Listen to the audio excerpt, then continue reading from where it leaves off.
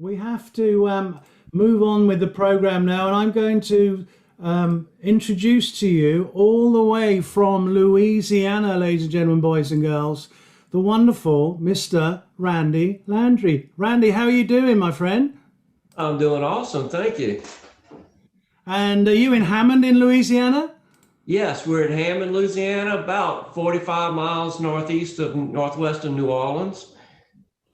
And the weather's terrible today, raining and cold. So I'm happy to be in here talking to you guys. Oh, well, we are so delighted that you could find the time to connect with us and come and say hello, because, ladies and gentlemen, Mr. Randy Landry and the whole Lone Wolf operation have been an immense supporter of Harping by the Sea this year. And without you and our other sponsors as well, Randy, then we wouldn't be here right now. So from the heart, from all the team, from everybody watching, thank you so much. Thank you so much for everything. You're very welcome. It's my pleasure to give back to the community. Well, God bless you. And I'm going to bring up a screen share. I've got something to show the folks, haven't I? Yes. It's a diagram that shows the basic order from which we want to think about when we place our effect pedals in a chain. So I've got things here like one of these. Yeah, the Harp Attack. A harp attack. I have an octave pedal. I have a harp delay. I have a harp shield. I collect these things, you see. Awesome. A Mojo Pad. And before I let you go later on, I'd like you to talk to us about the Boogeyman that you so very generously donated to our charity raffle as well, because I know that it's helping raise a terrific amount of money for kids who are not very fortunate. They're in critical care in hospital. So we'll come on to that in a moment. But tell us a bit about how Lone Wolf got started. Oh, well, that's... I started out, I was an aspiring wannabe harp player, and I've been working on it for several years, but it kind of goes with the natural progression of harp playing, is that, once you work on the acoustic tone and you get a couple chops, you want to play amplified. So I did, and I'm an electronics technician by trade. So I just kind of built me an amplifier and went from there. I began hearing people talk about delay pedals on forums on the internet and how much they added to playing harp. So, but also read a lot of complaints about regular guitar delays. So I just went ahead and took a guitar delay. It was actually a kit pedal. And I studied it, and I decided to change certain parts in it to make it work better for harp, for gain and for tonal response and for overall envelope of the effects. And it turned out okay. I liked it anyway, and I mentioned it on the internet, and a harp player by the name of Ryan Hart wanted me to send it to him because he wanted to try it out. Well, he did, and he loved it. He made a video, and he started sharing it on Harp.L. I imagine a lot of you guys are familiar with Harp.L. It's an email list that's been around since probably the 90s. Sure. And it's still going strong today. And next thing I know, I'm getting emails. I'm getting people asking me to build one for them. And it grew from that. Which is fantastic. And then, so today you have a whole unit there with a production team and so on? Yes, I have.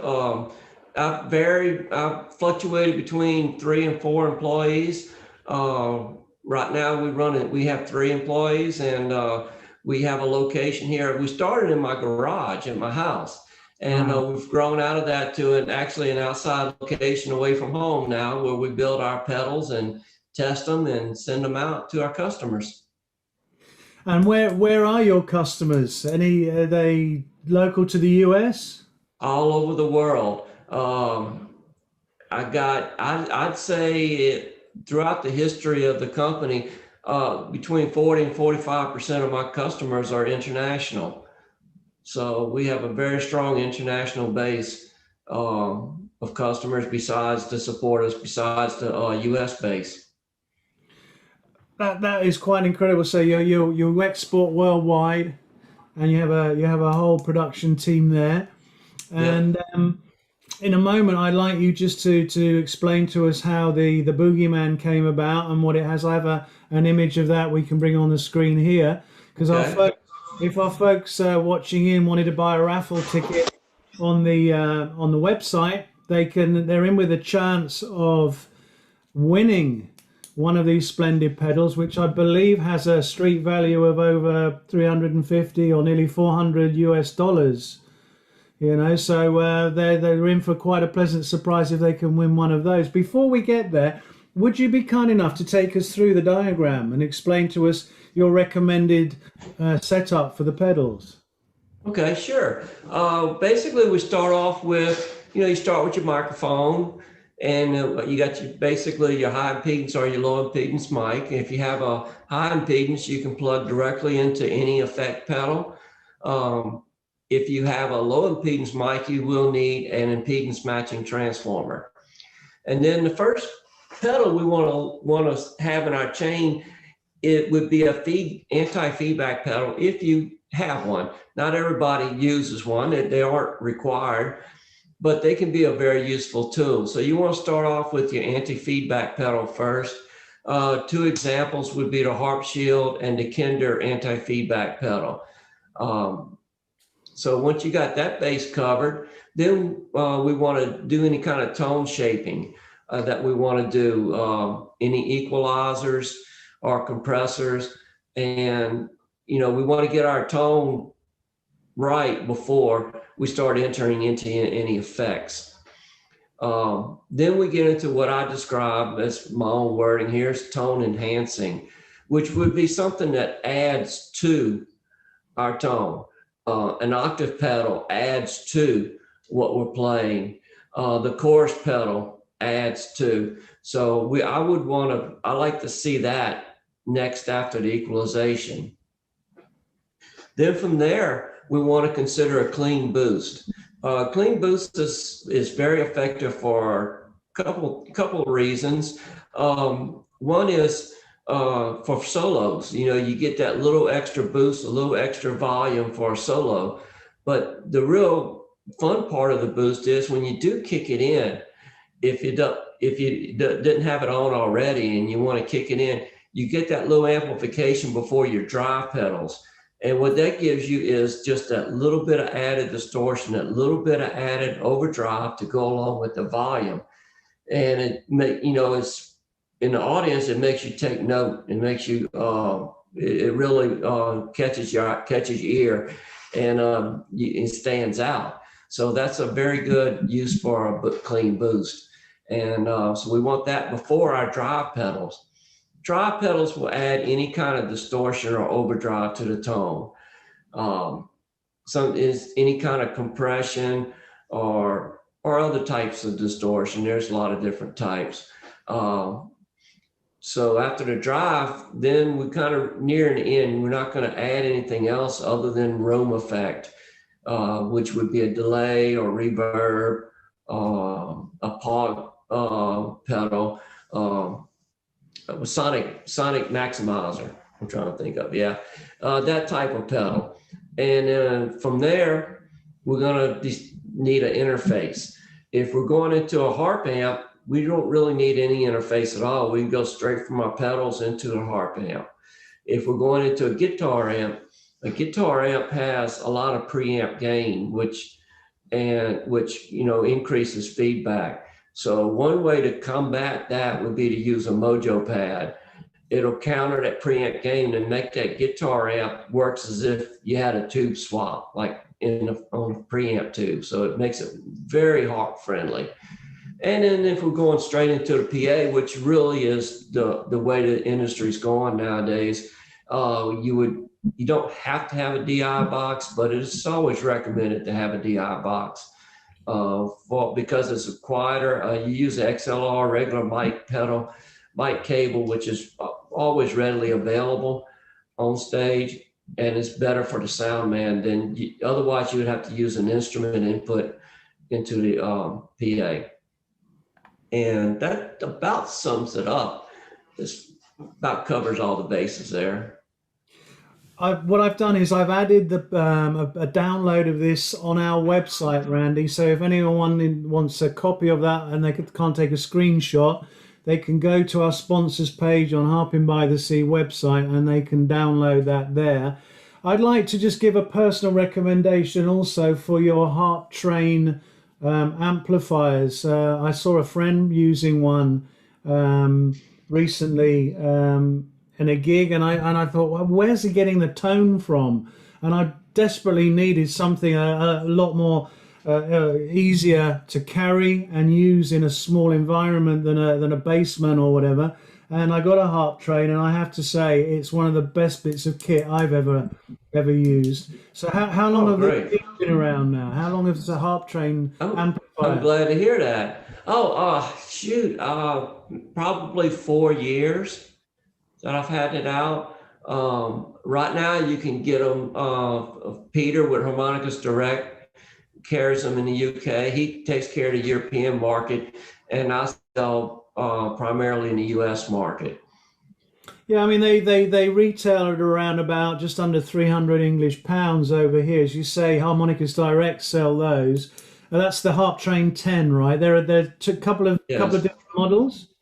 Yes, I did have the Harp Train 40, and Peter may still have some of them, but I've had to discontinue them due to factory requirements. Their requirements increased in the minimum order they would take, so I had to back off of that product. I just couldn't meet their minimum requirements for ordering. Okay, but if anyone's listening and they can get hold of it, I want to try out a Harp Train. You know, as a small amplifier for with a load of. It's only got two, hasn't it? It's got balls and volume or whatever. Game. I love that. Just two. That's literally what they're called. The two controls can't go wrong, and it just kicks out such a payload of tone. Randy, let's move on now to the Lone Wolf, the Boogeyman model that's on the screen here. Can you run us through that? Our Boogeyman came about with the idea of having an all-in-one pedal that you could just plug in at the stage. Convenience. All you need is one AC adapter. You need the AC adapter, but other than that, you can plug an XLR cable straight into it. So it has a DI built into the pedal. So a separate DI is not needed. It has an output that can go to a harmonica amplifier or a guitar amp. The outputs are isolated and buffered so that you can use both outputs at the same time. What I did with this pedal is I took two of my best-selling pedals, which are the Harp Break and the Harp Delay, and I combined them into one. And I built it to where you could put either the break or the delay and bypass, or have them both in. And that's basically it. It's an all-in-one pedal. It gives you a really, really nice array of tones you can get between the delay and the break effect. Superb. We're running short on time, I'm afraid, Randy. But what I want to really impress upon people is that these are quality pedals. I remember having a chat with you and Jason Ritchie on your stand at Spa in St. Louis a couple of years back, and what a tremendous service you guys provide. It is fantastic equipment. And also the fact that you've been so generous, Randy, in straight away, without question, we just approached you cold. You probably never heard of us. Straight away, you were open and said, yeah, we'll support the whole idea of going live around the world online. And so, folks, you can actually buy a raffle ticket. And Randy has very kindly and generously provided a Lone Wolf Blues Company Boogeyman pedal, as pictured here, which we'll have the raffle draw on Sunday. And the winner will communicate the details to you, Randy, and you'd be happy to mail that out to the lucky winner. Oh, yes. As soon as I get the information, I will be mailing it out. God bless you. Thank you so much. Now, do I understand you're happy to head off to the bar and meet folks there who would like to ask you further questions? Yes, I will be. I will be in the bar for a period of time and be happy to answer any questions. Randy, thank you. Please stick around with us. Come and join in over the weekend. You know, if you want us to say anything else more about Lone Wolf and all this amazing work you do, just drop us a line. We'd be very, very happy to do that, folks. You can visit Randy Landry online at the Lone Wolf website. All the links are on the Harping by the Sea website sponsors page. You'll find all the information you need there, including, as I mentioned before, this specific download of how to set up all your pedals. Randy, thank you so much for joining us. We're going to head on now. We have to move on, and we've got not a million miles from you there. We're going to have Mickey Raphael joining us from Dallas, Texas, just across the state line. That'll be fun. Stick around, and thank you so much. If you care to join everybody in the breakout room, we'll see you there. And in the meantime, big round of applause for Randy Landry and Lone Wolf Pedals. Thank you so much.